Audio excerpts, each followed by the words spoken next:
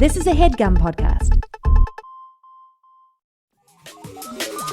You got mail. Hello, and welcome to Go Touch Grass. I forgot that unison one. Go touch grass. Go Touch Grass search history. Okay, I'm Elise Morales. I'm Millie Tamaris. And Go Touch Grass search history, the one that you're listening to right now is free. Mm-hmm. But this is going to be our Patreon exclusive segment where we go back in time for a trending topic, something that dominated the discourse of yesteryear. Mm-hmm. And if you're listening to this now and you get to the end of it and you like it, which we think you will. You'll like it. Yeah, we think you're gonna like it. Yeah. You can subscribe to our Patreon, and at the $5 level, you'll get one of these a month. Mm-hmm. And at the $10 level, not only will you get two of these a month, but you'll have the opportunity to dialogue with Millie and I on choosing the search history topics that we're going to cover. So I think that's worth $10 a month to me. I also feel like, look, me and Elise have been working so hard on this podcast. Oh my God, you guys. So much labor. We're putting up lights. We're editing. We're doing that. And we're self-funding. And guess what? We ain't got no funds. Right? So I've downloaded CapCut. Oh okay? my gosh. I'm on InShot Pro. I'm on Final Cut Pro, the trial version. We have a Canva team. Yes. We're out here. We're creating assets. We're doing content. So if nothing else, even if you hate this, but you want give us $10. Just give us $10 a month. Just give us $10 a month. Out of respect for work, for working women. Mm-hmm. For working women. Okay. With that, I feel like we can get into this first topic. Yeah. Which I did the research for I'm this completely blind. I'm like a baby was born. Well, I'm not. Okay. I'm like a 7-year-old. Yeah. Where like I know kind of what it was. Tell me. I'm kidding. No. Okay, no, I'm a 13-year-old because I was like, I'm a baby. I'm fresh born. But like, I have heard things. I've watched some TikToks, but I don't know where you're taking us. Yeah, you don't know the full context of this story, which is, of course, the story of West Elm Caleb. Mm-hmm. We felt like when we were coming up with the search history idea, this was the first topic that came to us that we were like, I mean, obviously we're going to have to investigate this. Yes. And we're going to have to figure out what exactly happened here. Exactly. So, you, the listener, probably have heard of West Elm Caleb. This was a extremely trending topic for like 2 weeks. Oh, God. Maybe start to finish. Yeah. Which I think is like the length of a trending topic these days, a super viral one. Yeah, like girl dinner, yeah. Yeah, I feel like it takes like a couple of days to fully bubble up into its full virality. Yeah. And then it reaches a peak, starts to spiral, and then it fizzles out, I would say, over the course of 2 weeks, typically. One of these. Yeah, like the lifespan, like kind of like how a fly is born and dies within like 4 days or something. It is. I can look that up, but this is not a fly podcast. Yeah, we're not looking up stuff about or flies. like a caterpillar, maybe. No, but caterpillars live long. Well, whatever, you get it. Listen, we're not. What is it called when you look into bugs? There's a type of scientist that's a bug one. Again, this isn't what this is not what the podcast is about. No. Table that. We're like bug scientists for internet. We're bug scientists for internet. Yeah. And with that. Yeah. I'm going to put that on my fucking LinkedIn. And listen, all the people who fired me, like all those day jobs that I had that I got fired from, I know they check on my LinkedIn to see how I'm doing. And they're going to see like, wow, Millie's a bug scientist for internet. Millie's bug scientist for internet. That's crazy. Yes. All right. So West Elm Caleb. Let's get to the topic at hand. This story begins. It's the beginning of its cycle is January 11th, 2022, when a TikToker... Omicron. We're in the middle of Omicron. Are we? I don't even know. Yeah, because Omicron was end of 2021, beginning of 2022. So we're in peak Omicron times. A TikTok user with username Memeshou. So it's MEEMSHOU. Posts a 6-second TikTok about herself being ghosted. And now I'm going to have to do something which is going to happen a lot on this podcast where I describe a TikTok. Yeah. I mean, trigger warning. And definitely follow us at Go Touch Grass Pod on all our socials where we'll post the actual videos. But for now, for this audio version, I'm going to describe a TikTok.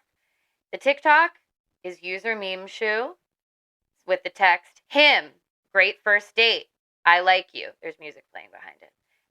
And then it says her, second date. And then it's that song that goes, you'll never see me again. Wow. So it's about herself being ghosted.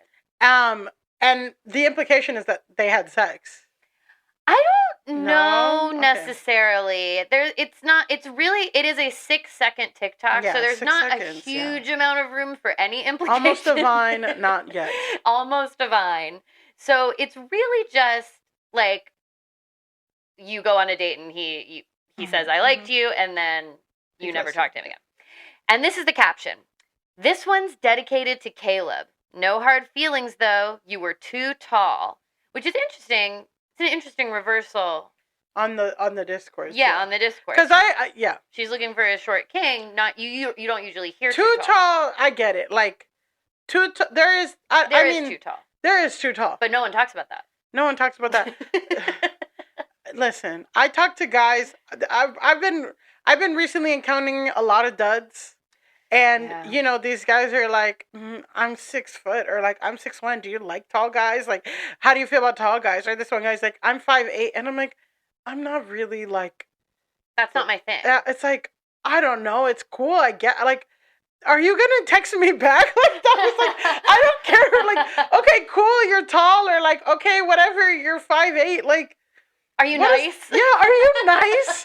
How do you feel about your mother? Have you interacted with a therapist? Right. What would your ex say about you? What would your ex say about you? That's what I'm this guy was like, do you like tall guys? Is that a physical? And I'm like, honestly, give me a 5'6" guy who has a therapist, and I can make something work. And is listening to that therapist. And is listening. Oh, has a good therapist. Because sometimes, like, my therapist said it was okay if I ghosted you. Like, shut up! My therapist says you don't know anything. Okay, so she posts this. The hashtags are also #Hinge, #based on a true story, #NYC, #bi, #single, #dating, #girls, #FYP, #relatable. She wanted people to say it. Yes. And also, okay, so this user, she currently has 304,000 followers, but I don't know if that's like on the back of being the nexus of West Elm Caleb or if that predated it, though my guess would be she probably had a good amount of followers when this happened, and then being the West Elm Caleb originator probably boosted that up by like a lot.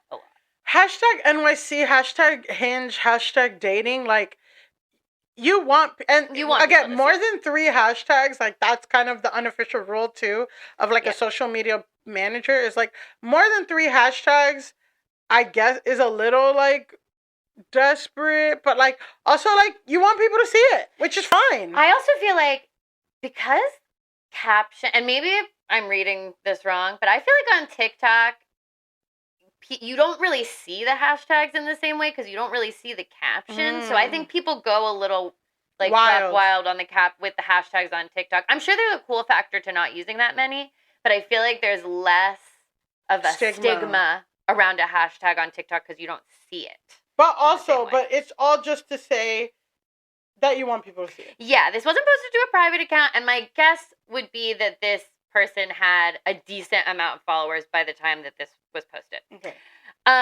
Okay. Either way, she is crushing it now because her most recent pinned video has 7 million views. Wow. So she's, whatever happened, not great quite the Skibidi toilet, but no, not quite Skibidi toilet.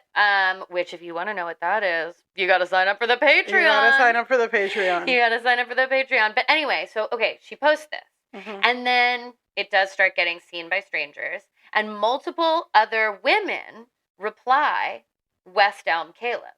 And these people are all strangers to each other, supposedly. And, well, they are all strangers to each other.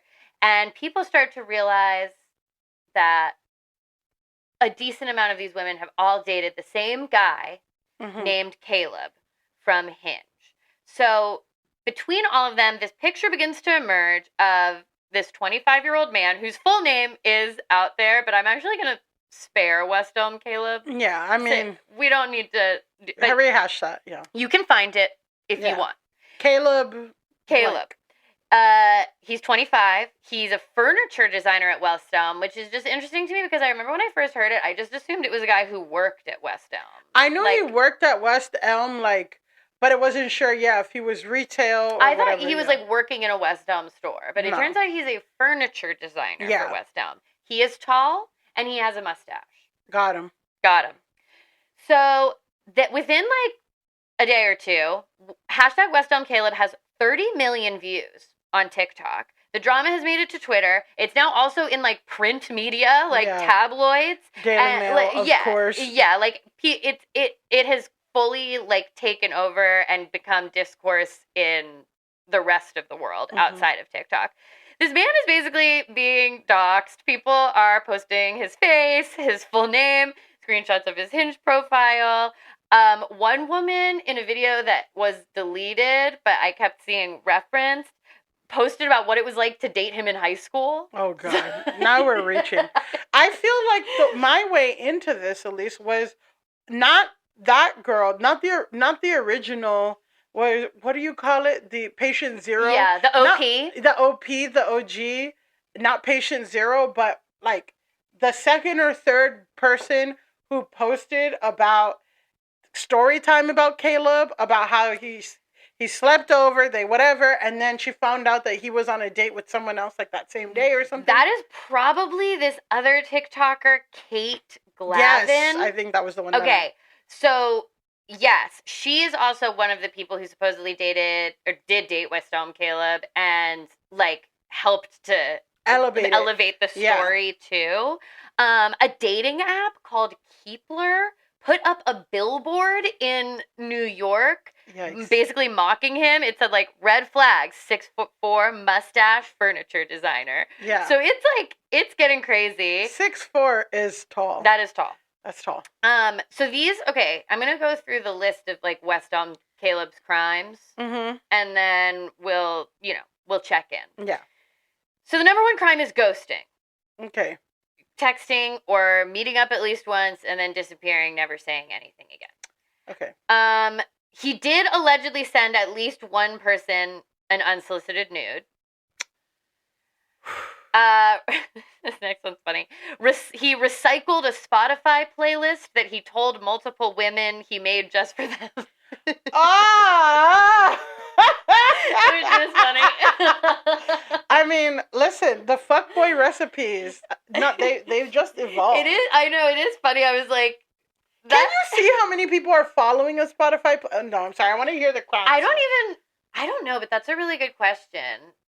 But, I mean, anyway, it got found out. Love bombing, generally, showing a bunch of interest and then pulling back with the ghost. One person said he lied about how much he was on Hinge because one person, he was like, this is my first Hinge date ever. And then the other one is just going on dates with lots of women in a rapid succession. So one person was like, I was with him on Friday night. And then another one was like, I was with him on Saturday morning. So that. So we'll check in now. How do we feel about West Elm Caleb's crimes? Yeah, so for me, I feel like this is the classic case of, well, the unsolicited nude is not cool. Yeah. But ghosting, okay, I'm going to say, so it's different degrees, right? Yeah. First degree, second degree, whatever. First degree being the worst, third degree, whatever. So I feel like after you've gone, to me, there's a level of intimacy that out of respect for the other person, if you respect someone, you won't ghost them. I don't know, right? And to me, it's okay, if you went on a date and if you went on a first date and it wasn't really it, but you guys didn't even kiss or anything, I don't know, it's nice to send. The nice, respectful thing is to send a, hey, this isn't working out. But I don't know. I mean, I went on a date with this guy. I didn't really feel it. He never hit me up. I never hit him up. If he hit me up, I would have been like, hey, whatever. But it just fizzled out, and I feel like that's just kind of given. If we had sex, or if you have sex with someone and they don't text you back, or they don't like, that is first degree. Like, that's bad. Yeah. I don't like that. So that right there, ghosting, whatever, unsolicited news, that's a first degree crime. Yeah. I feel like rapid succession. I just feel like that's one of those things where it's like, there's technically nothing wrong with that, but there's also nothing right with that. So some of these things, I'm like, I mean, he seems like kind of a douche. Yeah. Who's like, probably derives some kind of weird value from dating a lot of women. He slept with some of these women. He didn't, like, some of them he sleeps with, some of them he doesn't. So I feel like the ghosting, like, ranges. Because some people, it seems like they went on a date and he ghosted. But then there's at least a couple who were like, no, we slept together. So that, it is absolutely more fucked up to ghost someone if you sleep with them. Yeah, like, of course. And love bombing is crazy, too. Like, that's like a, sorry. Yeah, it doesn't paint a picture of, like, a great dude. It paints a picture... the recycling a Spotify playlist is really that's funny. A first degree. That's, like... Or second degree. Yeah. That's, like, loser behavior in a way of, like... That's almost funny to me. Because I'm like, you're going out of your way to do something that, like... You literally don't have to do that. You don't have to send anybody a Spotify playlist. No one is going on one date and expecting to receive a custom Spotify playlist. So it's really... I feel like maybe I've made a Spotify playlist for people I've seen or something, but it's more like, here are the bands I'm listening to, like, whatever that I've talked to about. Yeah. Like, not like, I'm going to make you a custom thing that's going to whatever. Or like, hey, I have this playlist. You should listen to it. Not like, I made you this specifically. But again, like, I think, as, you know, I've dated... I think personally, you know, now I'm getting like to the psychoanalyzing, whatever. But I just feel like, you know, again, it's not a great guy, but it's also like some people, it's just sad when people's hobbies are other people. Like this guy, I'm like, how do you have time to spend with your friends? How do you have time to like get a hobby? Like you are constantly dating. Yeah. Like, you're not, like, creating anything substantial with anyone. Like, I don't... like, I've known people like people that. People are like this. I've known men and women like this that are, like, they are obsessed with going out on dates and dating and blah, blah, blah, blah, blah. And it's a weird addiction, I feel like. Yeah, no, it is an addiction. It's, like, to me, it's, like, a hobby that people have. Yeah. I'm like, oh, like, this... You know what I mean? Like, you're experiencing life through other people... And the thing is, when you crochet a lot or when you game or when you do whatever, like, there's no human collateral to that hobby. But when you make dating your hobby, there's always human collateral. Right, because you're actually dating for a different reason than most of the people you're meeting up with are dating, unless you meet another person who's like a serial dater in the same way. Like, the people you're meeting up with are doing it to hopefully find a connection that could last long term and become a romantic partnership to some degree. To some degree. Maybe they're not wanting to get married or whatever. Yeah. Like, but there are people who are like, I'm just looking to see where it goes. Like, even these guys who, that's also like this crazy thing about like being on dating apps is like, even guys who are like, I'm not ready for marriage. I don't want anything. Like, I'm not looking for anything serious. I'm looking for something consistent. They all want something consistent, and they all want whatever. It's not like I'm just trying to fucking be with as many people as possible, you know? Yeah, when you're someone who's one of these people who, like, hobby dates, it's not really about creating a connection beyond that date at all. It's just about going on the date. It's just like a calendar filler. Yeah, so I feel like that's why there's this collateral, is because most people are looking to see if there will be a second date or a third date, and these people are literally not trying to have a second or third date. They're just trying to go on first dates and see where these first dates go. So, I mean, he seems like a dick. I mean, sending an unsolicited nude is the worst thing he did, for sure. Yeah. Of his crimes. Yeah. The other stuff just... Ghosting is, like, annoying, but... Ghosting is annoying. I just am, like, unsolicited nude is kind of like a different... Yeah, it's like harassment. Like, so it's like a different degree. But otherwise, he seems to me like a douchey 25-year-old who's tall and has a mustache. Yeah. A white, tall guy is always good. You know what I mean? With like a semi-cool career that he can be like, yeah, I'm a furniture designer for West Elm. It's like, I can picture him very clearly, but he's not like evil. No, he's a asshole. Yeah. So what does Caleb do at this point? Basically, Caleb scrubs himself off of the internet, and then this Kate Glavin woman who had posted about him does say that he texted her to tell her he was very upset. So, okay.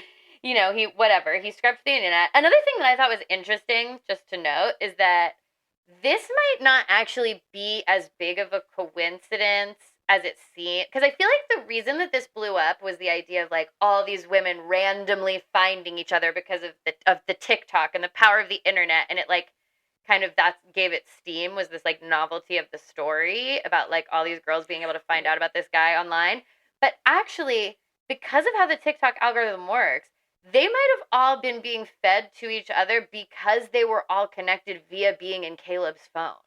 Well, which is kind of, I was like, when I read that, I was like, that's kind of wild, because TikTok, depending on if he who gives their information, it's like TikTok can be like, oh, this guy has all of these girls' numbers. Let's start showing her videos and all these girls are connected through this phone, and they're all liking this video, so let's show it to her. So it's like TikTok actually might have, the way the algorithm works, have fed getting this to the right channels too. Also, just even a more broader thing that all social media does is like when you sign up, you make a profile. Like Millie Tamaras, 34, like lives in Brooklyn. I like this, that, whatever. Like, and it makes my type, and I'm gonna get served certain kinds of ads and a certain kind of algorithm. And if this guy's dating people, like, I'm just like, I wouldn't be surprised if he had a type, and his type was also on a similar TikTok algorithm, or even geographically, if he only dated girls that lived in this specific neighborhood, they're all getting served the same hyper-local things too. Like, totally. There's, like, all these ways that they could have discovered. Yeah, it's like... not to put our tinfoil hats on or whatever, but like TikTok knows every fucking thing that you're doing, and it knows who's in your phone and where you're going and who you're connected to and what you like, and if you have Hinge and all of this stuff. And so it'll like, I think that one of the big things that like made this such a huge story was this feeling that it was like this coincidence of fate, where actually it really probably is not. I think one of the most disturbing things for me was that there was a woman in Las Vegas who was like, had watched all the West Elm Caleb things, and he's like, ladies, be careful, like, blah, blah, blah. I'm on the outside, but I find this drama juicy. And then I feel like it denotated a shift of, like, when you make something for your community and for people who follow you versus like making it discoverable to everybody. Yeah, and that's like the shift that's happening on TikTok. Exactly, because it's kind of this weird thing of like, especially on TikTok, you can go, like, you're almost making content for strangers, and people may follow you or whatever, and then they'll get served your content more easily. But the idea behind TikTok really isn't as much like you're posting things for your friends and people you know, which is like the social media of that kind of like millennials grew up with, which is like Facebook, Instagram, even Twitter. It's like, you understand that you could build a huge following of people you don't know, but the idea is that the people who are seeing your content are people who follow you or know you. Or people who'd be very upset by your content. Or who would maybe want to kill you. Yeah, like those two ends of spectrum. It's like people who actually follow you and whatever, or people who want to kill you. But still, you're like, we've all kind of come to like an understanding that those are the people, not like a random girl that lives in our neighborhood. Yeah, because TikTok, the For You page, it's like you can get served anything. You don't have to be following that person. You don't have to know shit about that person. It's just TikTok being like, maybe you'll like this. I don't know. Especially the earlier you have it, like, it'll just throw stuff at you and be like, do you like dancing? Here's a dancing girl. Yeah. You like ASMR? Here's this. There's some videos, too. Like, okay, there's some videos that I'm seeing that are served to me that it's like, oh, yeah, like, this woman is making, like, pernil, which is, like, I've been watching a lot of videos on that. And, like, oh, she has, like, 5,000 likes. Like, okay. But there are some things about, like, I'm going to the pool with my friends, and it doesn't have any likes, and I'm getting served, and these people in the middle. While, I'll get that, too, and I'm like, I wonder why TikTok thought I wanted this. And I'm like, also, like, it feels like I'm violating, versus, like, somebody who has, like, 10,000 likes or whatever, versus this person who went to the movies or something. I don't know. And I think that that's where, especially with TikTok, people get in a lot of trouble because TikTok is also so all over the place. Even, like, when you use it, it's like your video could get 100 views or it could just randomly go viral and get 1 million. And so you never actually know how big of an audience you're talking to. And I feel like a lot of people, there's a segment of people who get in trouble on TikTok just because they were they're used to posting to just their friends and people who know them. And then for whatever reason, it gets into the FYP ecosystem and a bunch of people who don't know them and don't know what the hell they're talking about or who they are or whatever see it. And it just gets. And I'm sure the original girl, like, wanted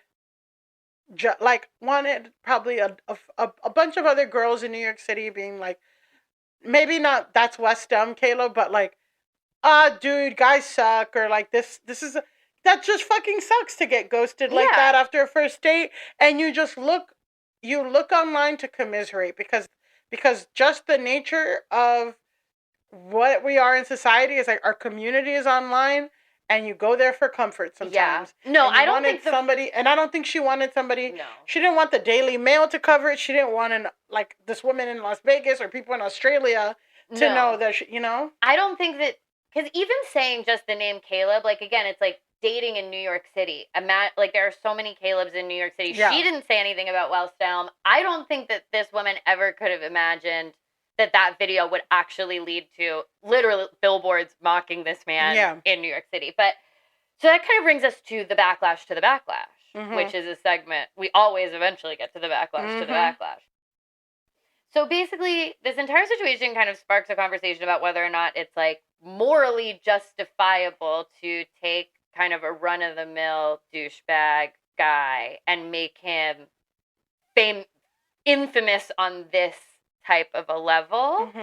So Taylor Lorenz, who's an internet culture reporter, she posted, posted TikTok saying the media needs to, like, have a wake-up call in the way they cover online harassment, and basically calls out, there were, like, a couple different brands who used this to sell stuff. So, like, there was a brand called House Beautiful that is a furniture brand that I guess was, like, roasting him and whatever. Kate Lindsay from the Embedded newsletter wrote, I hope he feels genuine remorse and offers satisfactory apologies to the women he's hurt, but I don't know if 15 million other people need to be a part of it. So that's kind of the big thing. And then people start talking about how it reminds them of another guy who had gone viral just a couple months before. Do you remember Couch Guy? No. Okay, so Couch Guy was this video. This girl posts a video of herself surprising her long-distance boyfriend. They're both in college. And the video is of her walking in the door and surprising him. And he's sitting on the couch, and he's sitting on a couch with, like, other girls. And he doesn't look... She has, like inspirational music under it. Like, she clearly thinks it's just a nice video. But to the outside world, he does not appear enthusiastic during the surprise.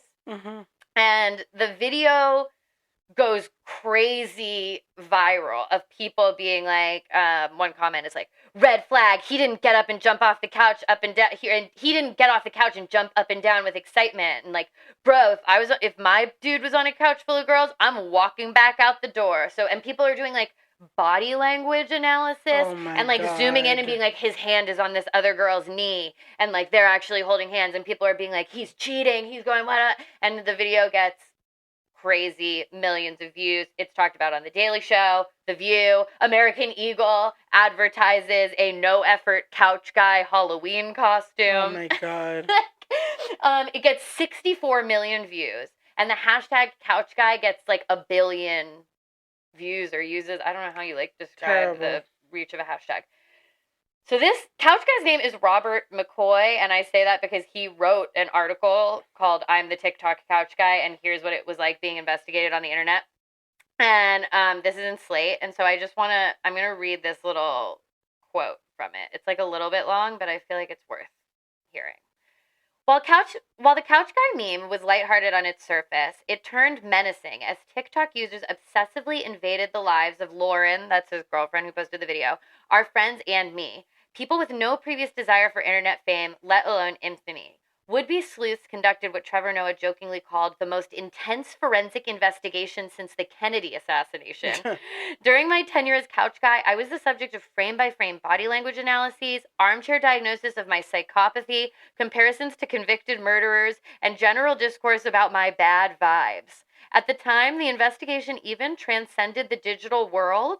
For instance, when a resident in my apartment building posted a TikTok which accumulated 2.3 million views of himself slipping a note under my door to request an interview, I did not respond.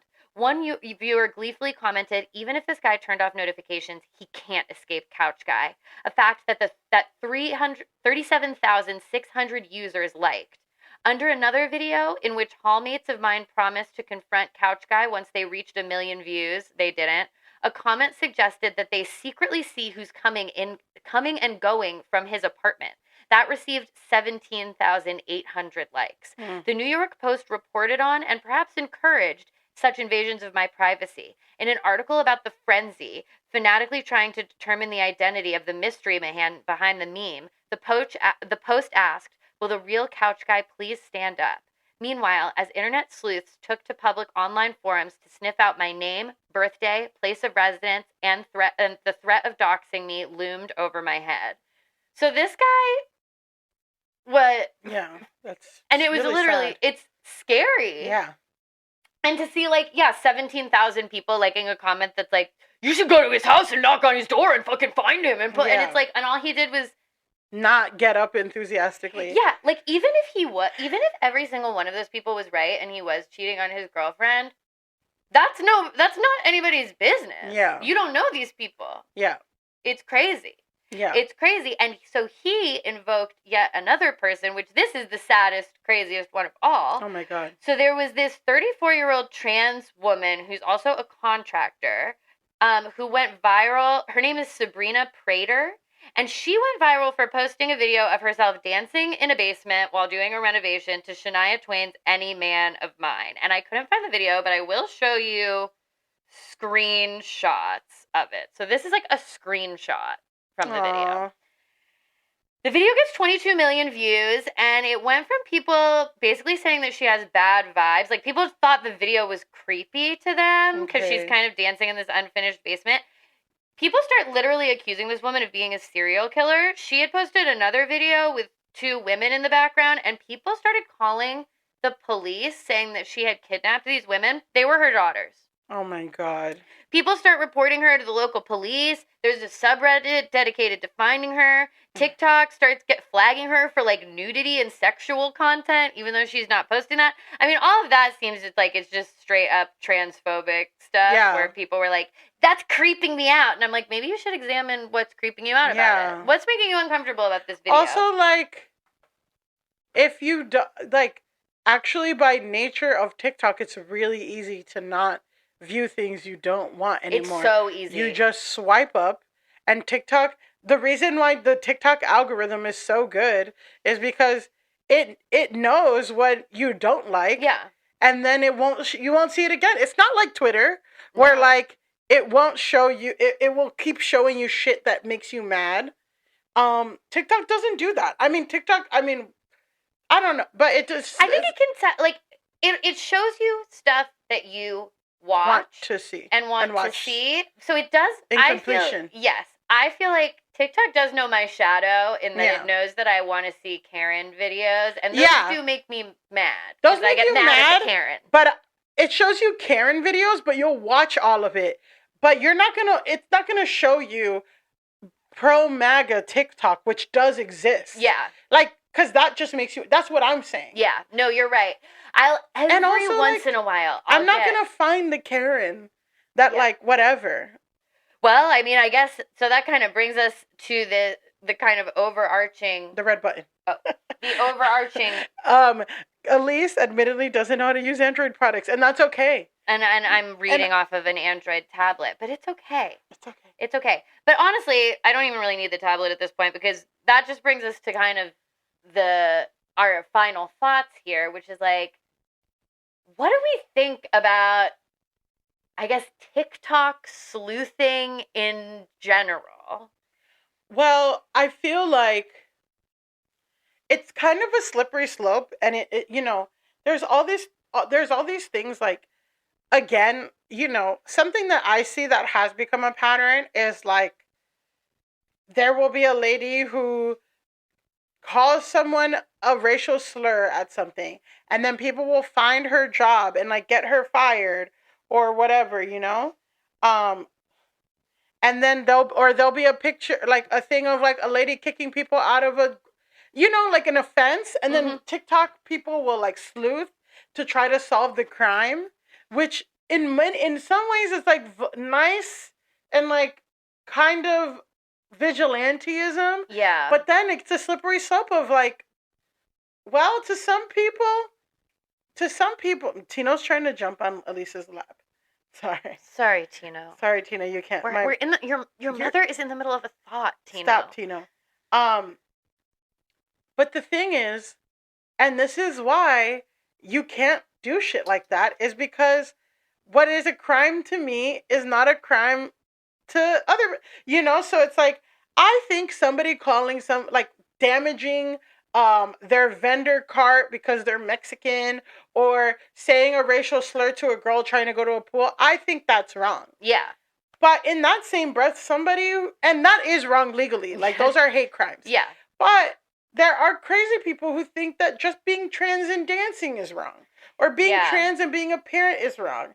And then that's why it's like a slippery slope of like, should we be engaging in this kind of vigilantism? I know, and it is tough because the levers of power don't always work in a just way. Yeah. And so I do feel like one of the things the internet offers is a way for people to like take matters into their own hands and get justice for XYZ or whatever, where like there aren't official levers to do so. And sometimes that is generally good. Yeah. But it feels like it's also, the image that keeps coming into mind is like someone who's holding like a big crazy axe, and it's like sometimes you can bring it down and you'll kill the right person with that big crazy axe, and good for you, but sometimes it's so heavy and unwieldy that you'll end up like swooping it around, and like like your aim is not always perfect with it, I guess, in my big crazy axe analogy. And it's just tough when you're talking about like not things that are almost universally considered, like saying a racial slur, like damage, again, like racist actions, sexist actions, like doing real harm to people. Like when you're actually just talking about other ways of being a shitty person, it's hard to say. Like, should someone who's just kind of a serial dater who's shitty be subjected to the wrath of the world? No, I mean, I don't think so, but I feel like the intention, he's the least sympathetic out of all of them. Westham Caleb is. Yeah. Although I don't believe that he needed to, any of that was necessary, of, like, the bigger crowd. It's also this thing of, like, the anonymity of online dating. And, like, that is another factor of being online, is that because, online dating, like, the good parts about it is that you get to meet people outside of your network and stuff. Like, the flip side of it is that people don't treat people like human beings, or like there are no consequences to acting with disrespect or callously against these people that you interact online, because to you, they're not a human being who has a full life. You don't know their sister. You don't know their parents. You don't know. They're just a girl that you fucked on Tuesday, and you're fucking 3 more girls before Sunday. So it's like, in that way, it's like, what people wanted to use this for was to be like, hey, this has consequences, or it's going to come back and get you. Totally. But then, again, involving the whole world, where it's like, before, it's kind of a flip. It's like, without the internet, Caleb wouldn't have interacted or got with so many, like, everyone would kind of know in his community and in a small town or whatever, maybe, that he was doing all of this, and he wouldn't get access, I think that you could have been a serial dater before online dating, but it took a lot more effort, and you're not going to get through as many numbers. But because of that, on the flip side, now you have more people that are, like, left kind of in limbo, and they want to, like, so it's kind of like, yeah, so they're going online to talk about it. So it's just kind of like, yeah, it's two sides of the same coin. Yeah, and I feel like the reason West Elm Caleb went so viral is because, one, I think that people were like, oh, how crazy is it that all these women found each other? There was that factor. And then I think an even bigger part of it is, like, so many people who have done online dating have been treated in one of in Caleb's list of crimes. Like, so many people have experienced at least one of those. Or have done one of them, or too. Or have done them. And so it's like he became the poster child for, like, finally getting one of these guys back. Yeah. And do I think that that's fair, and his, like, what he did warranted, like, truly international infamy, being doxxed, all that stuff? No, but when you're an asshole to people, you do run the risk in these modern times of becoming the poster child for being an asshole to people. Well, and if you treated people with respect and kindness, and even, like, there is nothing wrong with serial dating, and there is nothing wrong with fucking multiple people. But the thing is, which is, I guess, like, the whole point, and it's like, if Caleb was, like, upfront, he's like, hey, so I'm, like, dating a bunch of people right now, and I'm, like, kind of out there, and I'm sleeping with them, like, and then he's probably not going to get as many girls, because to me, it's one thing of, like, and there are people that are looking like, yeah, I'm not either, just got a divorce, or just got this, or, yeah, I'm just figuring it out too, and you do your thing, I do my thing, that's fine. There are people like that. But, like you said, there's a lot more people out here who are like, I actually, like, want to find a connection. Yeah, I want something, again, I'm looking for there to be a second date. I'd like there to be a third date. Whether it's, like, whatever or not, like, that's fine. But it's like, if I hear that a guy is, to me, when I'm on a dating app, and, it's like, hey, what's up? You want to go out for drinks later? It's like, this guy's asking everyone out for drinks. Yeah. Like, I'm not special, and that's fine, but it's also like, yeah, well, I'm not going to waste my time. Like, my time is, like, but it's like, if you're honest with that, that really alters what you're going to get. And, like, the number rules. If you're honest with what you want, I can fucking find 3 guys to fuck tomorrow. Like, honestly. Yeah. But if I'm honest and I'm like, I'm actually looking for something serious, or I'm actually looking for this specific thing, the numbers go down because, they're not wanting that. Yeah. So, and I have to accept that. But I think that the thing is, or the thing is the trickery is the thing. It's like, I'm going to ride this ride, or I'm going to pretend, or I'm going to tell you I made you the Spotify playlist. So that you can continue and I can keep all of my options open. But really, you're just my Tuesday girl. Which was, to go back to the original TikTok, that was really the point of her original TikTok, is a guy who's like, wow, I really liked you. It was great. I had a great time. And then you're like, let's go out again. And they just disappear. Which was, we've gotten back now to his original crime, which was that. And, the thing about consequences and karma is, like, sometimes it's not one for one or this and that. And this is just something I've noticed.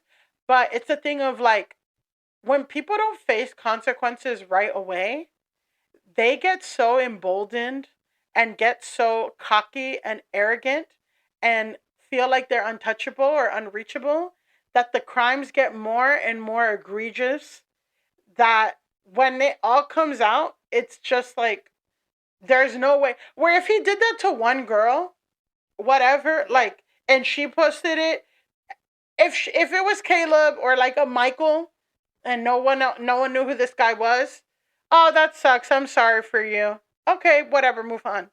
But he had gotten so emboldened, so whatever, that fucking 50 girls were like, I know this guy. You know what I mean? And that's his own karma, and that's his own shit, because it's like, yeah. Yeah, I mean, here's the thing, is that we live in a world where, like, you can become the poster child for some shit at any time. And if you're not nice to people, you know, you could go mega viral in a bad way. Yeah. And I don't think that that's necessarily fair, or that the response is always fitting the behavior. Like, to be the subject of, like, a billion view hashtag, that's rough. That sucks. And to have people showing up at your house and whatever, I do wonder, like, I wonder if he online dates now. Well, that's a good question. Or, like, I would love to know what's going on with him now. Then let me say, for the first time on the pod, West Elm Caleb, if you are listening, open invitation. We'll disguise your voice. Yes. We'll do moi you. Yeah. We'll disguise your voice, but we would love to talk to you about what your life has been like, and we will be fair to you. Yeah. We will be fair to you. Yeah. We'll treat you with the respect you didn't treat those women. Well, I mean, okay, I don't know if I'm like, I don't know if he's coming on the pod. Yeah, I don't know if he's coming on the pod. Whatever, but Caleb, we will take you down. This is a challenge. Yeah, well, yeah. If anyone knows Caleb. Yeah. We've recorded 3 times, and I extend open invitations. I know. We're Pinky Doll, Caleb. I forgot who the other one was. Rachel Zegler. Rachel Zegler, if you want to come on the pod after you're done with your Hunger Games promo. Yeah, now that it's actually coming out. But yeah, I feel like that takes us to the end of this, our very first Search History. And just as a reminder, Search History is going to be Patreon exclusive content from here on out. We'll be doing 2 of these a month. I'll do one. Millie will do one. Mm-hmm. If you sign up at the $10 level, you'll get both of them. If you sign up at the $5, you're going to get one of them. Mm-hmm. So just another reason to sign up for our Patreon. Follow us on all the little apps at Go Touch Grass Pod. Mm-hmm. And until next time, go touch grass! That was a HeadGum podcast. Hi, I'm Caleb Heron, host of the So True podcast, now on HeadGum. Every week, me and my guests get into it, and we get down to what's really going on. I ask them what's so true to them, how they got to where they are in life, a bunch of other questions, and we also may or may not test their general trivia knowledge, whether it's one of my sworn enemies like Brittany Broski or Drew Afwalo, or my actual biological mother, Kelly. My guests and I are just after the truth, and if we find it, great, and if not, no worries. So subscribe to So True on Spotify, Apple Podcasts, Pocket Casts, or wherever you get your podcasts, and watch video episodes on the So True with Caleb Heron YouTube channel. New episodes drop every Thursday. Love ya.